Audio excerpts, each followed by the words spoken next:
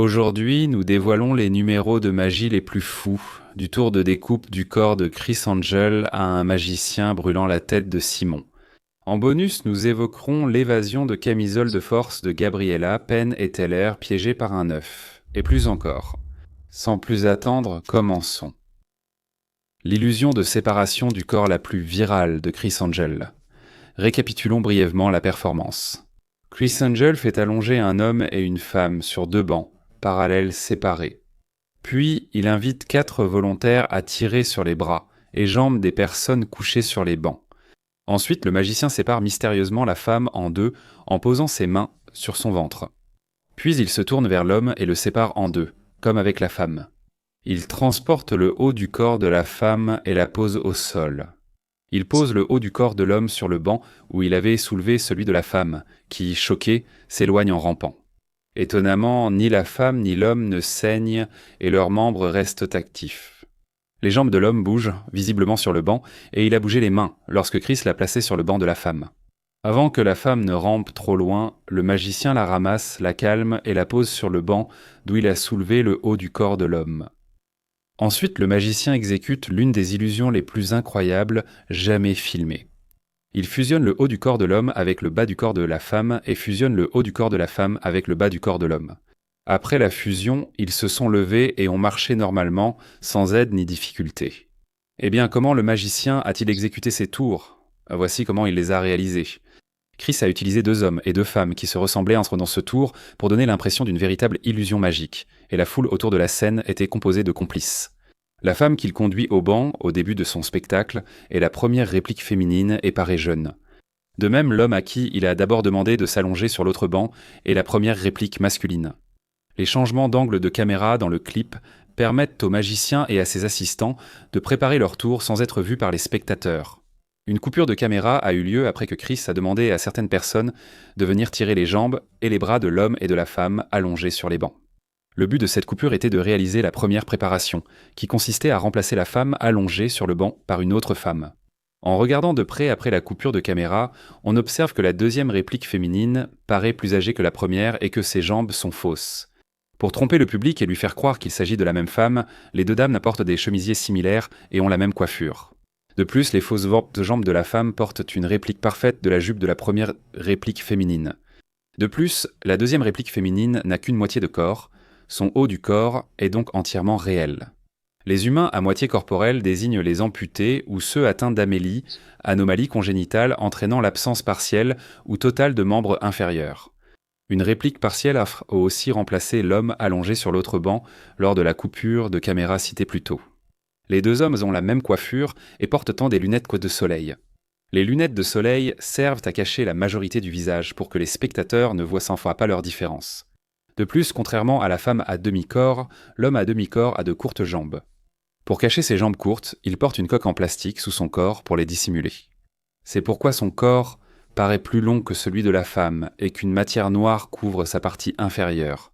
Nous observons une autre mise en scène lorsqu'une coupe supplémentaire de la caméra est effectuée et que les fausses jambes de l'homme semblent bouger. Pendant la mise en scène, 2 fils fins indétectables étaient reliés aux fausses jambes. Les assistants du magicien ont tiré sur les jambes pour tromper le public dès que la caméra a enregistré.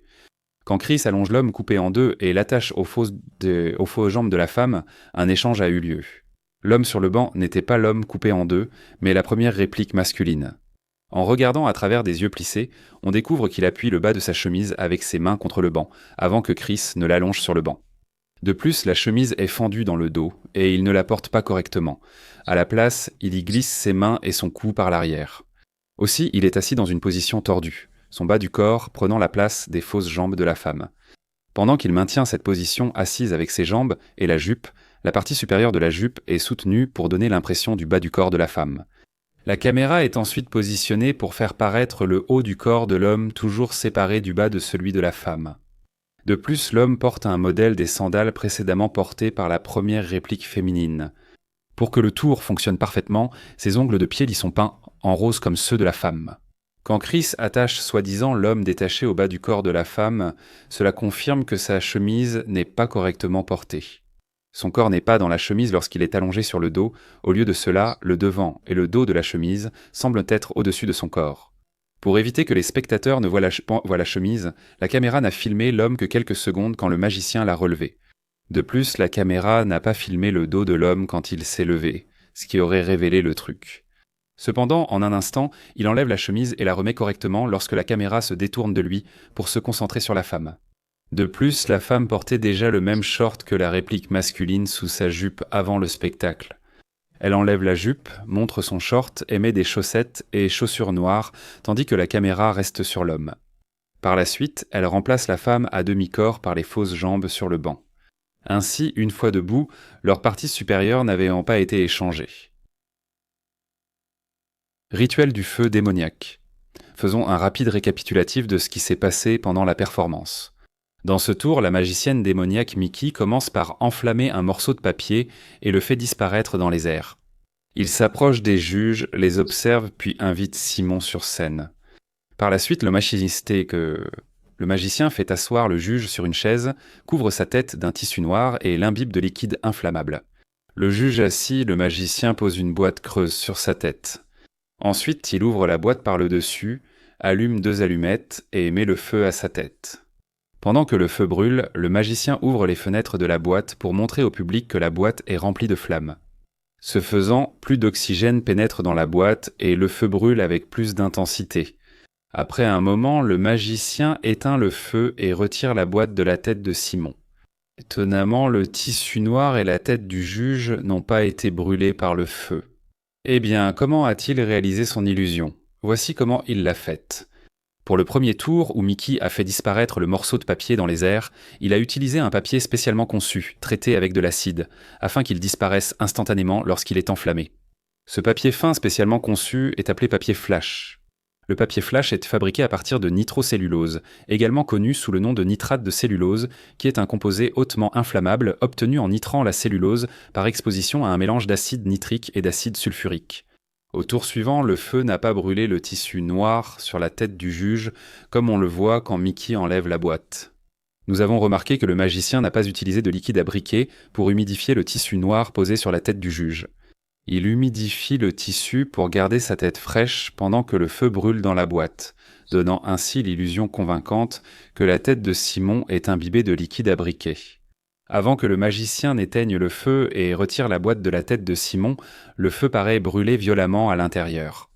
Il ouvre même les fenêtres autour de la boîte pour montrer au public l'intensité du feu. Pourtant, le juge reste assis calmement, sans montrer de signe de détresse, ce qui ne serait pas le cas si sa tête était vraiment en feu. La boîte possède un compartiment intérieur que le feu, aussi intense soit-il, ne peut atteindre. La chambre résiste au feu et à la chaleur, repoussant la chaleur extérieure et gardant l'intérieur frais. Ainsi, la chambre intérieure est faite de matériaux qui protègent le tissu noir et la tête du juge de la flamme. L'évasion spectaculaire de Gabriella de la camisole de force. Résumons brièvement la performance. Le magicien fait monter les juges sur scène et donne une camisole de force à Teller.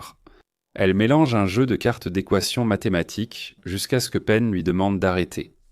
Après qu'il ait choisi une carte, elle la lui montre et lui demande de la mémoriser et de se préparer à la résoudre. Gabriella invite Allison sur scène et lui remet le jeu de cartes. Elle demande à l'autre juge de l'aider à enfiler et attacher la veste derrière. Ensuite, elle demande à l'animateur de montrer chaque carte une à une et demande à Penn de les résoudre chacune à son tour. L'animateur reçoit pour consigne de lancer chaque carte en l'air si le juge trouve le bon résultat du calcul. Cependant, elle dit à l'animateur de ne pas hésiter à se moquer de lui s'il se trompe dans la réponse à l'équation mathématique. Gabriella prédit qu'elle enlèvera la veste avant qu'Allison n'arrive à la carte que le juge a choisie au départ. Mais si elle n'arrive pas à enlever la veste avant que la carte ne soit trouvée, tout le monde est libre de se moquer d'elle. Une fois que Teller a complètement attaché la magicienne avec ses mains croisées sur son corps et dans son dos, elle est accrochée à une corde suspendue à un point au-dessus de la scène. De plus, la magicienne est retournée la tête en bas et tirée vers le haut. De façon fascinante, Gabriella se libère de la veste avant que Penn n'aille trop loin dans la résolution des équations sur les cartes et retrouve la carte qu'il avait choisie auparavant. Elle porte sur son t-shirt l'équation de la carte choisie initialement par le juge. Eh bien, comment a-t-elle réalisé ces tours ? Voici une explication. La magicienne impose la carte que le juge choisit au début du spectacle.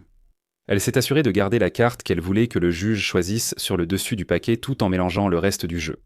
La carte apparaît 2 fois quand il essaie de la garder au-dessus du paquet.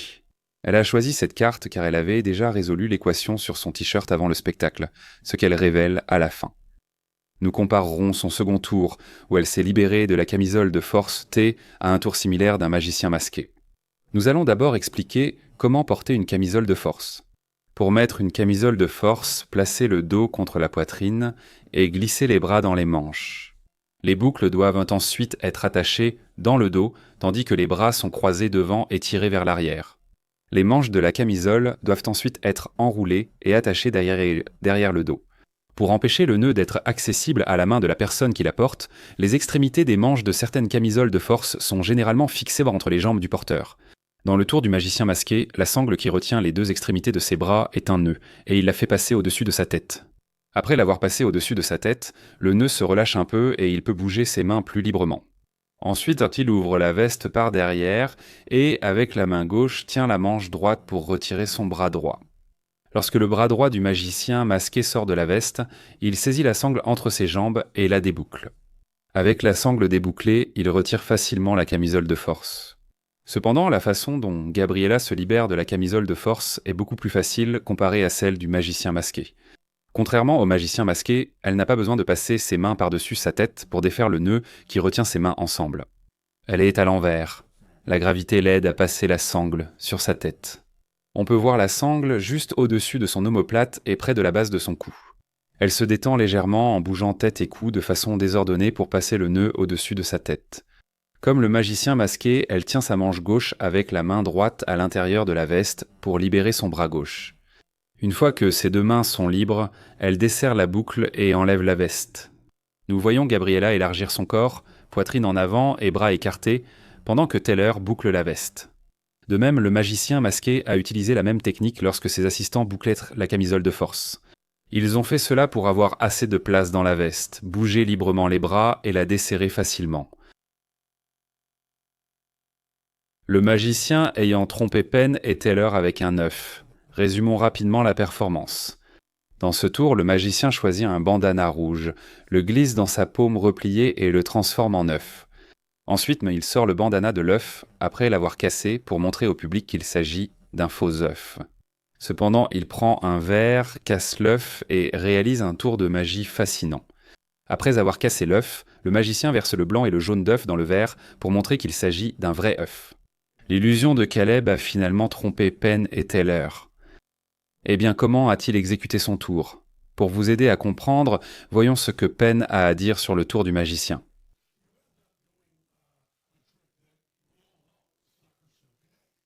Il a dit un tour bien connu, le foulard et l'œuf truqué. Vous vous demandez ce qu'est l'illusion du foulard transformé en œuf? Voici comment le tour fonctionne. Cette illusion consiste à mettre un foulard en soie dans un œuf creux truqué. Si elle essaie correctement exécutée, le public sera trompé et croira que le foulard a été transformé en œuf. Pour réussir, le magicien cache l'œuf dans sa paume et le remplit avec un foulard. Grâce à sa finesse et légèreté, la soie s'insère discrètement dans l'œuf creux que le magicien révèle ensuite au public. Lors de la prestation de Caleb, après avoir mis le foulard dans le faux œuf, on remarque qu'il casse l'œuf. Le magicien a aussi versé l'œuf dans un verre transparent. Comment aurait-ce pu être un œuf truqué creux, puisqu'on y voit couler le blanc et le jaune? Lorsque Penn a demandé au magicien si ce qu'il avait versé dans le verre était vraiment du blanc et du jaune d'œuf, Caleb a répondu oui. Le juge a cru à tort que le magicien avait fait le tour du foulard, transformé en œuf truqué, alors que ce n'était pas le cas. Au début de son tour, le magicien prend un œuf et fait croire qu'il insère le bandana dans l'œuf. Mais il ne l'a pas fait, il a juste plié le foulard en boule sans rien révéler au public. Une fois qu'il a fini de plier le bandana, il révèle l'œuf tout en appuyant fermement le bandana contre l'œuf avec son index.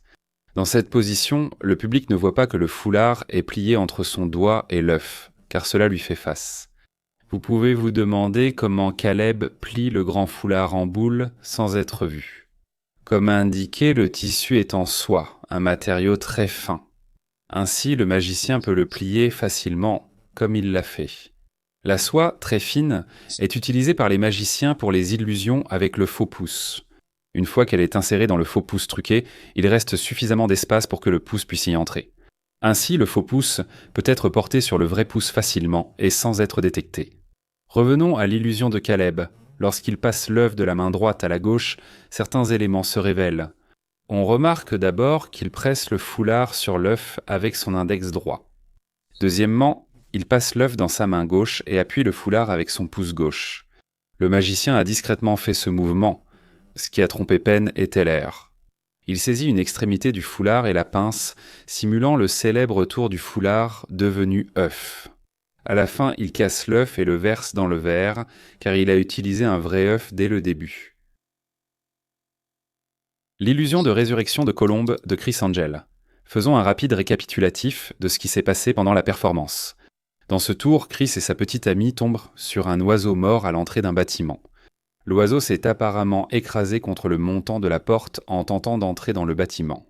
Sans hésiter, le magicien ramasse la colombe à la tête détachée et réalise une illusion incroyable.